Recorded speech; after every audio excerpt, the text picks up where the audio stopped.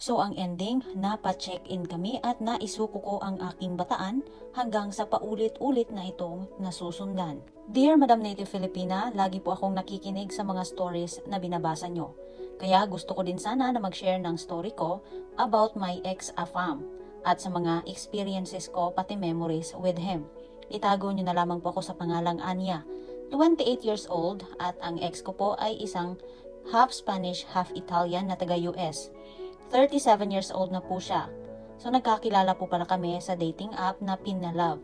Una po siya ang nag-message sa akin hanggang sa hiningi niya po ang aking Instagram account. At doon na po kami nagpatuloy sa pag-uusap.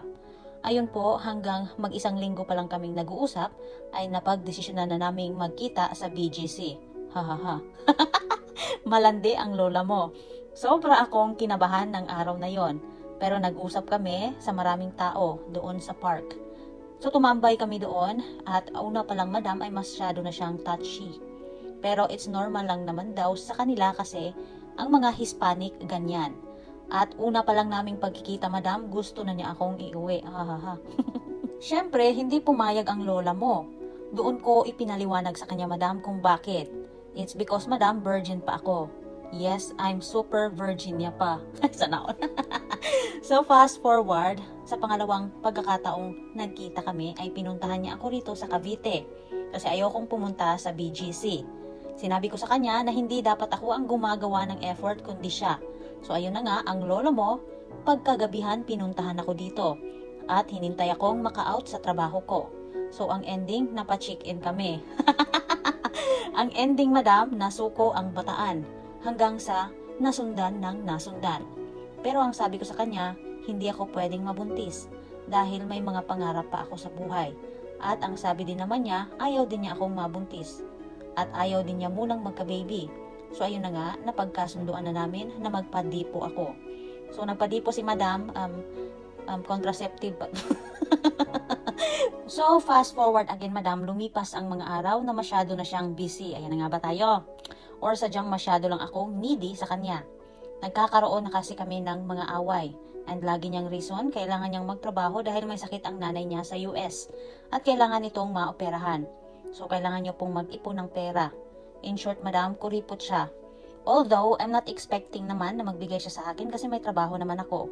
Gusto ko lang po ng time and assurance from him. Pero hindi niya yun maibigay sa akin. Kaya naman, nakipaghiwalay na ako sa kanya. Kasi sobrang nag-o-overthink na ako. Lagi na akong umiiyak. And ang sabi ko, I think I need to let you go. I can't do this anymore. At ang sagot naman niya, sorry to hear that. I don't know what to do but I understand and I accept it. Sorry, I'm with so many things right now. Sorry, I cannot give you attention as much as you want. And also, I might be leaving soon as well for my mom. Sobrang bait kasi niya madam. Wala siyang bisyo. Workaholic nga lang. Mas pinili pa din niya na maging magkaibigan kami. Pero isang araw, tinanong ko siya kung may pag-asa pa ba kaming dalawa at kung hihintayin ko pa ba siya. Pero hindi naman siya nag-reply. Seen lang. At simula noon, hindi ko na siya kinulit pa. Pero lagi siyang nakasubaybay sa MyD ko sa Instagram. And then isang araw, nag-MyD ako ng friend kong lalaki. Kaming dalawa sa isang birthday party. At yun na nga ang last scene niya sa lahat ng MyDays ko. Lumipas ang 3 buwan na wala kaming communication. Pero lagi ko pa din siyang ini-stalk. So nakikita ko po kung sinong pina-follow niya at sinong naka-follow sa kanya, paiba-iba.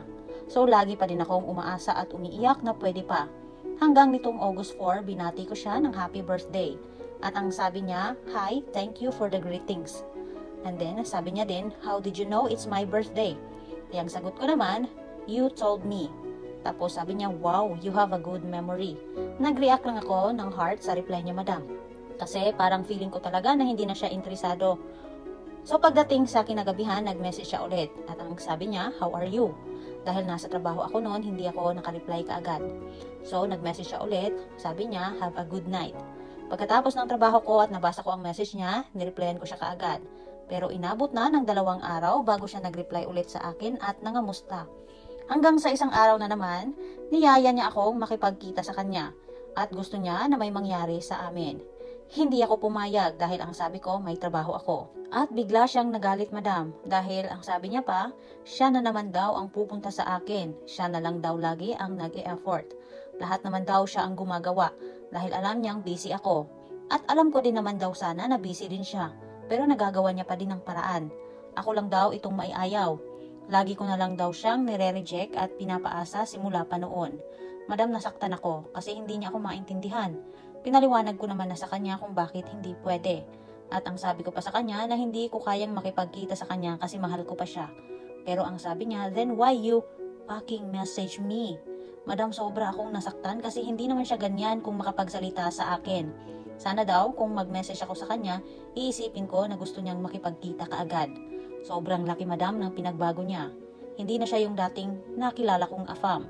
At tinanong ko siya kung ano bang gusto niya, friends with benefits? Ang sagot niya, it's up to you. Siyempre madam, hindi ako pumayag. Sinabi ko sa kanya na hindi ako magsisettle sa ganyang sistema. Pagkatapos ng away namin yun madam, naging okay naman kami. Biglang magkaibigan ulit. Tinanong ko siya kung naging importante ba ako sa kanya. Pero madam, never niyang sinabi yon or nagsalita na importante ako sa kanya. In short, wala talagang emotional intelligence si Afam. Lagi niya sinasabi na tuwing nag-aaway kami na madami siyang problema dito. Patungkol sa work niya at pati nga sa bahay nila because of his parent. So by the way madam, wala na pala siyang tatay, kaya siya na lang ang nagsusuporta sa mother niya. Balik tayo sa kwento madam, lagi pa din niyang sinasabi sa akin na gusto man niya kaming mag-work pero hindi pwede. Bakit ba talaga? Baka may asawa yan. Kasi babalik din naman daw siya sa ibang bansa. Pero never kong narinig na gusto niya din ako or mahalaga ako sa kanya. Lagi po siyang tinatanong kung meron na ba siyang iba. Ang lagi niyang sinasabi, wala. At busy daw siya sa work. At pag-aasikaso ng papers niya. At babalik na siya sa US para sa kanyang ina na ooperahan. Ang sabi ko sa kanya, kung nakukulitan ka na sa akin, pwede mo akong i-block or wag na lang pansinin. Hanggang sa madam, naging magkausap na naman kami palagi. And then isang araw, naging maayos ang pag-uusap namin. And kinagabihan, bigla na lang siyang nawala. In short, burado na ang kanyang Instagram account. Hindi ko alam kung nag-deactivate ba or nagbura. Madam, pagpasensyahan mo ng aking story, medyo magulo. Minsan napapaisip ako kung naging totoo ba si Afam sa akin. Or baka nga totoo ang sinabi ng mga kaibigan ko na tsuktsak lang ang habol ni Afam sa akin. At baka daw, hindi niya magawang magsalita na ayaw niya sa akin kasi baka duwag siya at baka nababaitan lang sa akin si Afam. Hello Madam Letter Sender, sobrang thank you sa story mo kasi may matututunan na naman ang mga tagapakinig natin dito. So sender, straightforward, super agree ako sa sinabi ng friends mo na tsuktsak lang ang kailangan sa'yo. Kasi sino ba naman ang hindi ka magugustuhan kung libog lang talaga ang usapan? Kasi subukan na niya. Virginia ka pa nga, diba? So, sure siyang malinis ka. Hindi ka manghahawa ng kung anumang sakit. And one more thing, Diyos ko, nagpadipo ka pa. Ay talaga namang happy-happy si Afam. Kasi nga, safe na safe siya. Walang buntisang mangyayari. Madam, super sayang yung pagka-Virginia mo ha, marupok ka. Hindi mo iningatan, akala ko pa naman talagang papanindigan mong si Afam ay pahirapan. Manigurado, ginalingan din masyado ni Afam, no? Kasi nahumaling ka eh. Paulit-ulit ba namang nasusundan? Anyway, ayun, that's normal kasi hindi ka pa kasi nakapag-experience. First time mo kasi, no? So, feeling ko, ikaw ang na-obsess, which is understood naman because siya nga ang pinakaunang lalaking nakatikim sa'yo. I have a friend, no, yung husband niya, ang nakakuha ng Virginia niya. So, ayun, kahit niloko na siya, super love pa din niya. At ang hirap niyang makamove on. Kaya, ang ending, nung bumalik, pinatawad niya.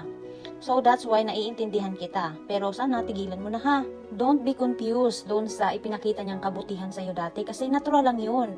Magpapakatino talaga siya kasi nga hinahabol niyang pagka-Virginia mo. Hanggang sa napansin mong naging super busy na siya, di ba? Natural, medyo nagsasawa na. Also, na-mention niya na siya lagi ang nag-e-effort. So, ibig sabihin ba noon siya laging pumupunta sa'yo? Tama. Sender, kung mahal ka niya, hindi yan magsasawang bumiyahe para lang makita ka. At syempre, para makapag-BB time kayo. Ang sabihin niya kasi dapat, madam, baka may nahanap na siyang bago na mas malapit sa kanya. Kaya ayun, bisi-bisihan na ang lolo mo. Kunyari, work ang dahilan ng pagka-busy niya. Pero yun pala, baka ibang work ang tinatrabaho niya. Hindi ka naging needy ng more attention kasi nasisense naman natin yan bilang mga babae kung binabaliwala na tayo. Never mo nga ding narinig sa kanya na importante ka, diba? So ano pang hinahabol at mapapala mo kaka-stalk sa kanya? Sinasaktan mo lang ang sarili mo, kaya nga galit nung gusto ulit makascore sa'yo pero tinanggihan mo. Siguro kastang-kasta na yun. Sender, nung tinanong mo siya kung gusto ba niya na friends benefits lang kayo, ang sagot niya, diba, it's up to you. Well, klaro sender, gusto niya ang setup na yan. Kunyari pa siya. Dahil kung talagang minahal ka niya, diretsahin ka niya ng pagsagot ng no. May paalala lang din ako sa'yo, sender, ha. Maaaring nag-deactivate lang yan ang Instagram account niya. So, anytime pwedeng bumalik ulit siya. Kaya ikaw, sana ayusin mong desisyon mo sa buhay, ha. Bahala ka kung magpapatuloy ka sa karupukan mo. Ikaw na ang bahalang mag-drive, buhay mo yan, eh. Sender, sana po makamove on ka na because you took the risk, okay? Alam mo naman sana na nasa Pilipinas na siya. And you are very much aware na maraming pukipay sa paligid na handang ipakain sa kanya. Ibig sabihin, madami kang kakompetensya. So wala kang dapat pagsisihan pa. Magsilbing aral na lang itong nangyari sa'yo. Ngayon, para tumigil ka na sa kakaiyak mo, tanggapin mo na naging parte na lang siya ng memories ng buhay mo at hindi na siya kailanman magiging parte pa ng kinabukasan mo.